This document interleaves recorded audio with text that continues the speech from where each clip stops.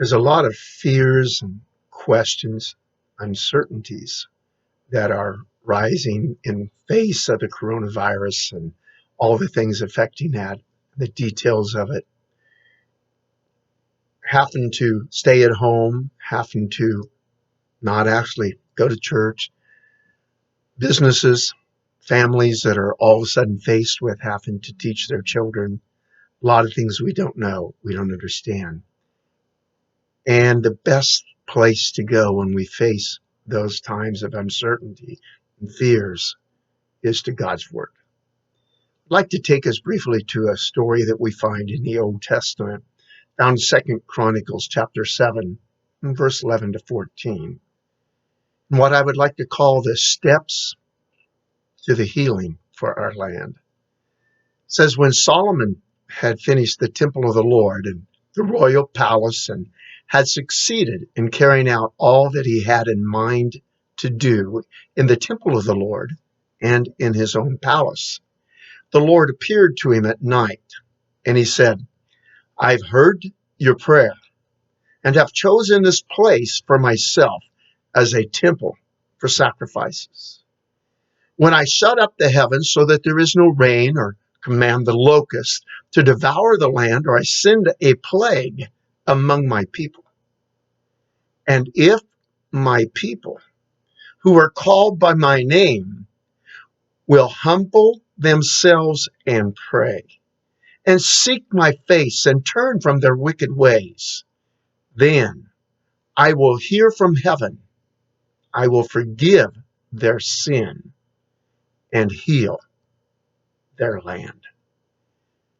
This message opens up with the Lord telling Solomon, if my people who are called by my name. The answer lies in the hands of the church, of believers. A lot of times we tend to blame the evil in our land and in our world for all the problems. But in reality, evil is the result and will in time end in destruction. But the real problem is the church not standing in love for the truth that we've been entrusted to carry. Therefore, the only true answer that I can see is for us as the church to step up to the plate and hold God's entrusted truth of love in through our lives and in the message that we speak. This message to Solomon thus gives a clear message to us of what to follow, what steps to take in the face of fears and uncertainties that we are facing. Step one, he said, they will humble themselves. I'm reminded of several passages, but two stand out. James 4:10 says, humble yourselves before the Lord, and he will lift you up. And then 1 Peter 5, verse 5 and 6 says, in the same way, you who are younger, submit yourselves to your elders. All of you, clothe yourselves with humility toward one another, because God opposes the proud, but he shows favor to the humble. Humble yourselves, therefore, under God's mighty hand, that he may lift you up in due time. The second step, then, that Solomon was given was, and pray. As I begin to think what it means to pray, I'm reminded of the Lord's Prayer in Matthew 5, 9 to 13. I think here we find the ingredients of prayer that need to be a part of our life. The Lord started out by saying to the disciples, this, then, is how you should pray. It's written in the imperative mode, but I think some have possibly misunderstood what that means. In the Greek, the imperative mode, yes, It is the command mode. But if you study Greek a little further, you will find not only is it the command mode, but the imperative mode is the mode of strong entreaty. The mode that says, God, we need you. We need your help. We can't do it. We're lost without you, God. It's literally crying out unto God and reaching out to him with everything that we have, with everything that is within us. And so as we look through this, I want you to sense that prayer that needs to come from us. It's not just a flippant thing that we do to pass time or to put in our time. It needs to be hearts that are reaching out to God with everything they've got, knowing that only in him is the answers for our world. Number one, the first ingredient that I see here is communion or fellowship. The Lord went on to say, our Father in heaven. I think of the relationship that God has pictured of a father with their children. I think of the children that God has blessed me with, and now my grandchildren that are there. And I think of the love and the compassion and that interaction, that spatial tie that comes between a parent and a child and as a father towards my children. I love to have them around me. I love them to be around. I love to talk with them. I think most of the time they kind of like me to be around with them too. But there's that sense of communion, that fellowship, that hanging out together. I think sometimes when we read that Jesus would go out and spend all night in prayer, I think, what did he pray about? And then I begin to think, well, I think a lot of the time wasn't asking things, wasn't demanding things. It wasn't doing anything but just hanging out with Dad, our Father in heaven. So communion and fellowship needs to be a major part, not just to get our prayers in for the day, but to spend time just in his presence. But then the next phrase says, hallowed be your name.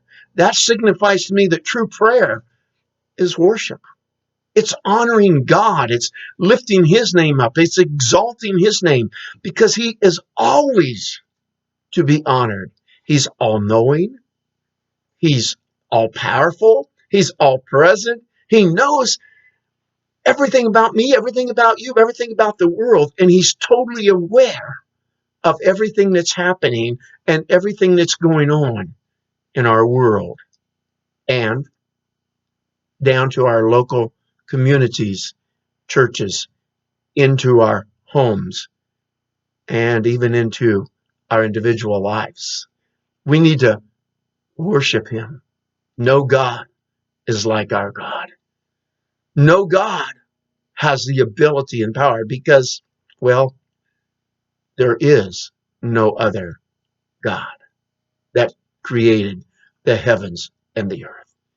With that knowledge, that fellowship, that worship, then it leads into the third part here. The third ingredient says, your kingdom come, your will be done on earth as it is in heaven. To me, that's surrender. That's saying, hey, God, it's not what I think. It's what you know. It's not what I want.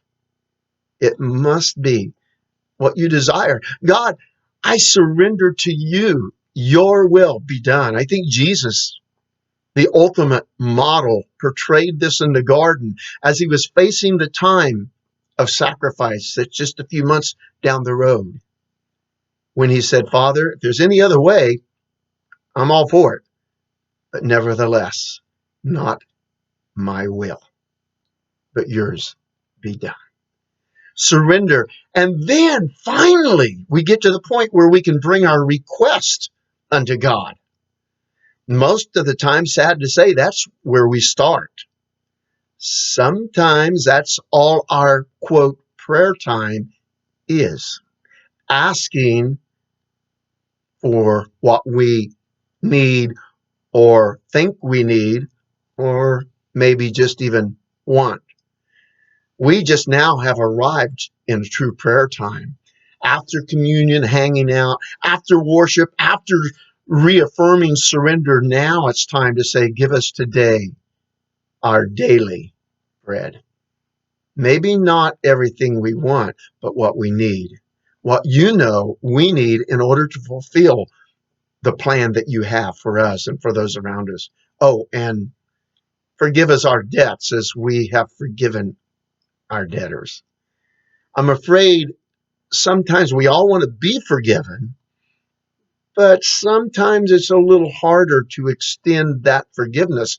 Yet, as I read the Lord's Prayer, I'm wondering if maybe we negate our own forgiveness when we refuse to extend God's forgiveness to those around us.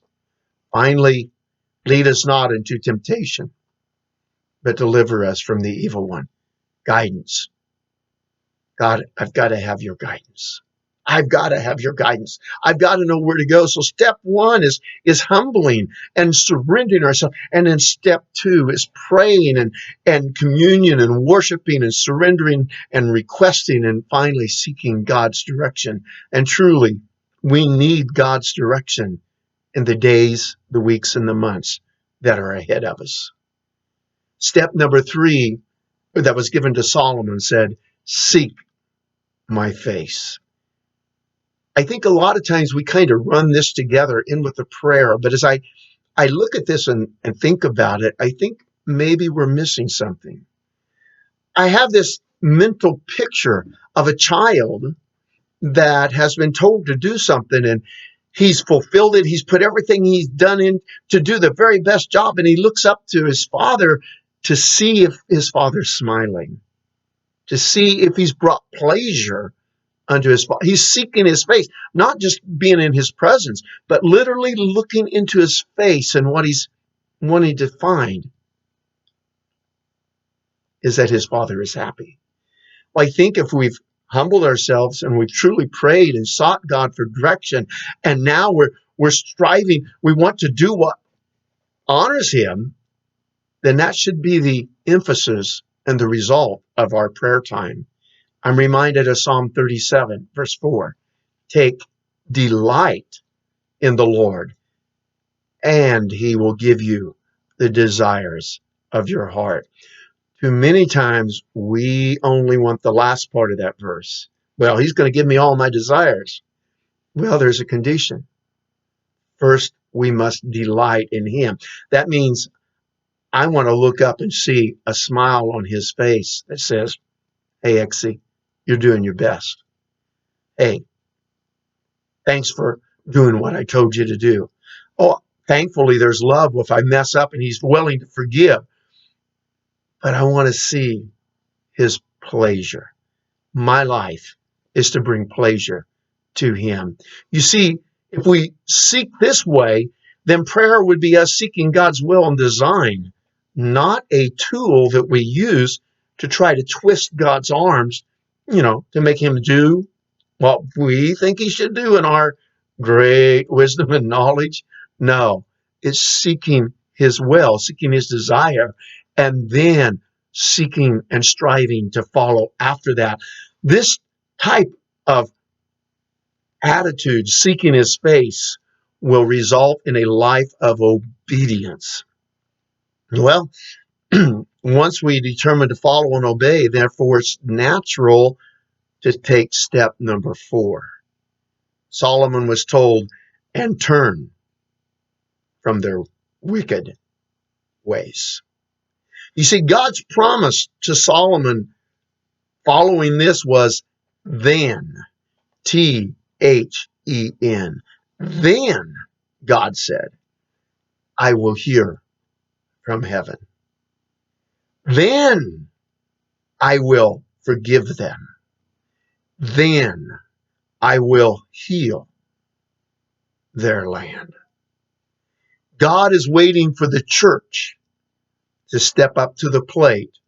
And as Jesus commands us in Mark 12:30 and 31, to love the Lord our God with all of our hearts and with all our souls and with all our minds, with all of our strength and to love our neighbors as ourselves. This way, he can reveal his love, his forgiveness, and his strength to a world that is lost and hurting. How about you, church? Are you going to grumble, gripe, and complain? Or are we going to say, God, help me to step to the plate, to humble myself, to pray, and really seek your will and your design, and then to seek your face to do what you would have me to do, and turn from my wicked ways so that you can truly bring healing to our land. God bless you. Have an awesome day, awesome week, and never forget the God that created the heavens and the earth. Well, he's not the one causing the sickness and the virus. No, I don't believe that. But he's not caught by surprise. And he's got a master plan. The secret is for us to walk in love for him and to honor him and follow him with all of our hearts. God bless you. Goodbye.